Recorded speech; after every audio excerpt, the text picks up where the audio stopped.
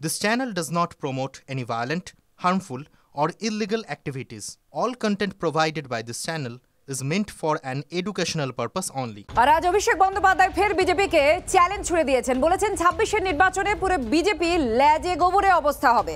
এমনকি তিনি বলছেন যে এসআর এর পরে বিজেপির আসন সংখ্যা সেটা কমে যাবে, উল্টে তৃণমূল কংগ্রেসের আসন সংখ্যা ভোটের অনেক বৃদ্ধি হবে। বিজেপি হারলে 7 দিনের মধ্যে প্রাপ্য টাকা মেটাতে হবে, ক্ষমতা থাকলে চ্যালেঞ্জ গ্রহণ করুক বিজেপি, হুঙ্কার অভিষেক বন্দ্যোপাধ্যায়ের। যারা বলছে যে এসআইআর হলে তৃণমূলকে দেখা যাবে না, তৃণমূলকে পাওয়া যাবে না, আর তৃণমূলের ভোট শতাংশও বাড়বে, আসন সংখ্যাও বাড়বে। আমি আপনাদের কিচ্ছু বলছি না, আমি খালি এটুকু অনুরোধ করছি অত্যন্ত বিনয়ীভাবে, বিনম্রতার সাথে, যে বাংলা যদি আপনাদের আবার লেজে গোবরে করে, যেভাবে 2021-এ আপনাদের লেজে গোবরে করে হারিয়েছিল, তার থেকেও বেশি শিক্ষা আপনাদের দেবে এবং তৃণমূল কংগ্রেসের ক্ষেত্রে ভোট শতাংশ, আসন সংখ্যা দুটোই বাড়বে। আর যদি বাড়ে তাহলে আপনি 10 কোটি বাংলার মানুষের কাছে ক্ষমা চেয়ে 2 লক্ষ কোটি টাকা, যেটা বাংলার অধিকার, প্রাপ্য পাওনা, এটা কারোর মামার টাকা না, বাবার টাকা না, দাদুর টাকা না, ঠাকুরদার টাকা না, পৈতৃক সম্পত্তি না, এটা বাংলার মানুষের টাকা, এটা পুরুলিয়ার টাকা, এটা কুচবিহারের টাকা, এটা দক্ষিণ 24 পরগনার টাকা, এটা বর্ধমানের টাকা, এটা হুগলির টাকা, এটা কলকাতার টাকা, এটা নদিয়ার টাকা। এই টাকা আপনাকে 7 দিনে ছাড়তে হবে। বিজেপির যদি ক্ষমতা থাকে তাহলে বিজেপি চ্যালেঞ্জ অ্যাকসেপ্ট করুক। আমি তো 1 মাস আগে বলেছি, করছে না কেন? আমাদের সঙ্গে বিজেপি বিধায়ক শঙ্কর ঘোষ রয়েছেন। শঙ্করদা, আপনাদের চ্যালেঞ্জ ছুড়েছেন অভিষেক বন্দ্যোপাধ্যায়, অ্যাকসেপ্ট করছেন? প্রথমত আমি বলবো যে অভিষেক চ্যালেঞ্জ করার কে? Who is he? একজন টেইন্টেড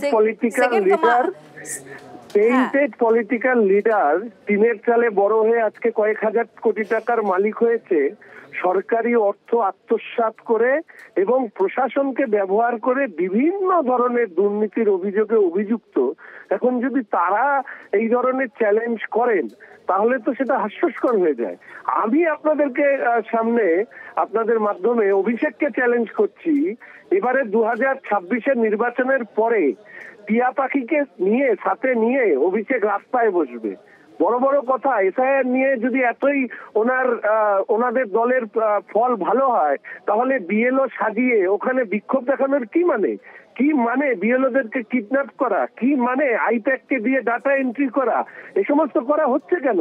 এই সমস্ত বড় বড় বাতিল, ওগুলো বটতলায় গিয়ে দিক। পশ্চিমবঙ্গের মানুষ এরকম একটা টেইন্টেড পলিটিক্যাল লিডারের এই সমস্ত চ্যালেঞ্জ গ্রহণ করার তো দূরস্থান, বিসর্জনের জন্য প্রস্তুতি নিচ্ছে। ধন্যবাদ। শঙ্কর ঘোষ বিজেপি বিধায়ক ছিলেন আমাদের সঙ্গে। রাজনৈতিক দলের প্রতিনিধি চুরি তৃণমূলের, ফলতায় বিশেষ পর্যবেক্ষকের সঙ্গে সব দলের বৈঠক নিয়ে চাঞ্চল্যকর দাবি শুভেন্দুর। অন্য দলের প্রতিনিধি সাজিয়ে নিজের লোকেদেরই পাঠিয়েছিল তৃণমূল, আর দাবি করেছেন এমনটাই বিরোধী দলনেতা। ফলতাতে স্টেট অবজারভারের সামনে 17 জন বিএলওকে জয়েন্ট ভিডিও এবং ভিডিও সানু বক্সি সাদা খাতার ভিডিও সাজিয়ে নিয়ে গিয়ে বলিয়েছে ফলতার বিজেপির টিমকে, আমাদের বিজেপির কোনো প্রতিনিধি কালকে ছিল না। একজনকে বিজেপি সাজিয়েছে, একজনকে সিপিএম সাজিয়েছে, একজনকে কংগ্রেস সাজিয়েছে, দিয়ে অল পার্টি মিটিং করে দেখিয়ে দিয়েছে যে এভরিথিং ইজ গুড এবং স্যাটিসফ্যাক্টরি ম্যানারে সব কাজ চলছে। আপনি ভাবতে পারেন রাজনৈতিক দলের প্রতিনিধিত্বেও চুরি। এরা চুরি করতে বাকি রাখেনি, চোখ চুরি করেছে কদিন আগে বারাসাতে, আর কালকে ফলতাতে রাজনৈতিক দলের প্রতিনিধি চুরি করেছে। স্টেট অবজারভার বলেছে আমি কড়া ব্যবস্থা নেব। আপনারা চিঠি পেয়েছিলেন, আমরা বলেছি নো। দেখুন, রাজ্যে শুধু এসআইআর উত্তাপ তেমনটা কিন্তু নয়, সংসদের শীতকালীন অধিবেশনের শুরুতেও এসআইআর এর উত্তাপ আজ টের পাওয়া গেল। আলোচনার দাবিতে লোকসভায় দফায় দফায় হট্টগোল বিরোধীদের। আজকের জন্য লোকসভা মুলতবি করে দিলেন স্পিকার।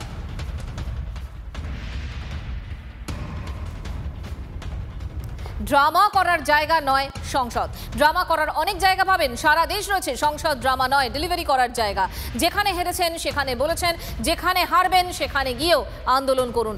সংসদের শীতকালীন অধিবেশনের শুরুতেই বিরোধীদের তীব্র আক্রমণ প্রধানমন্ত্রীর।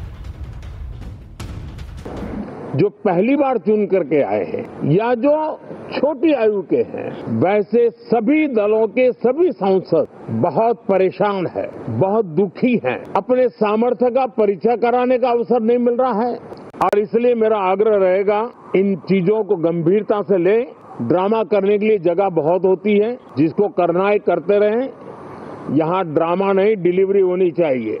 नारे के लिए भी जितने नारे बुलवाने हैं वो पूरा देश खाली पड़ा है। जहाँ पराजित होकर के आए वहाँ बोल चुके हो, जहाँ अभी पराजय के लिए जाने वाले हो वहाँ भी बोल दीजिए। यहाँ तो नारे नहीं, नीति पर बल देना चाहिए और वो आपकी नीयत होनी चाहिए। हो सकता है राजनीति में नेगेटिविटी कुछ काम आती होगी, लेकिन अल्टीमेटली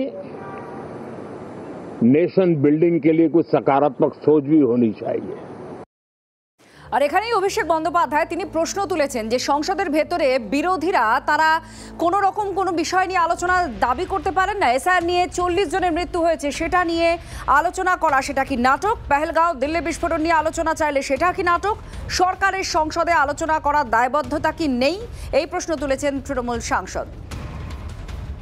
আমি যদি সরকারের দায়িত্বে থাকি বা প্রধান হই বা কোনো রকম কোনো সরকারের কোনো ইম্পর্টেন্ট গুরুত্বপূর্ণ জায়গায় থাকি বা শাসক দলের নেতা হই, আমি ডিসকাশন এড়িয়ে যাব কেন? আমার যখন কিছু বলার থাকবে না, আমার কাছে যখন প্রশ্নের উত্তর থাকবে না, তখন আমি এড়িয়ে যাব। তা আজকে এই যে 40 জন মারা গেছে, যারা তাদের মৃত্যুর জন্য নির্বাচন কমিশনকে দায়ী করেছে, প্রধানমন্ত্রী তাদেরকে বলছে ড্রামা। মানুষের মৃত্যুকে তারা তো ড্রামা বলছে বেসিক্যালি। তা মানুষ ঠিক করুক, এর তো কিছু যায় আসে না। ভারতবর্ষে নরেন্দ্র মোদী থাকতে তার থেকে কোনো বড় নাট্যকারের জন্ম হয় বলে আমি বিশ্বাস করি না। নরেন্দ্র মোদী যতক্ষণ আছে তখন সে জায়গায় ভ্যাকেন্সি নেই। যেমন বিজেপি বলে এখন পিএমের জায়গায় ভ্যাকেন্সি নেই, পাশাপাশি আমি বলবো নরেন্দ্র মোদী মতো এত ড্রামাটিস্টের জায়গায়, এত নাট্যকারের জায়গায় কোনো ভ্যাকেন্সি নেই। নরেন্দ্র মোদী যদি দম থাকতো তাহলে বিহারের নির্বাচনে খাজানা উজাড় না করে, রাজকোষ উজাড় না করে তার উন্নয়নের গল্প বলে, তার বিকশিত ভারতের গল্প বলে তার ভোট নিতে হতো। সেখানে যে কী করলো, 1,21,00,000 মা বোনকে তাদের অভাব দারিদ্রতার সুযোগ নিয়ে ভোট চলাকালীন 10,000 টাকা করে দিয়ে দিল নির্বাচন কমিশনের সঙ্গে আঁতাত করে। ঘুষের বিনিময়ে ভোট হলো। ভারতবর্ষের প্রধানমন্ত্রী এই কথাটা যদি পার্লামেন্টে স্বীকার করতেন তাহলে তার সততা বাড়ত, নৈতিকতা বাড়ত। I suggest that urgent issues like what you said, pollution, other issues, SIR, which are it is a huge issue for democracy. What is going on? Whether it's the election situation or the SIR, these are huge issues. Let's discuss them. What is Parliament for? Let's discuss them. Let them have a discussion. It's not drama. Speaking about issues, raising issues is not drama. Drama is not allowing discussion. Drama is not having a democratic discussion about issues that matter to the public. We've spoken about pollution. Why are we not raising it? Why are we not allowed to? Today I've asked for 0 hour on it. Why are we not allowed to discuss these things?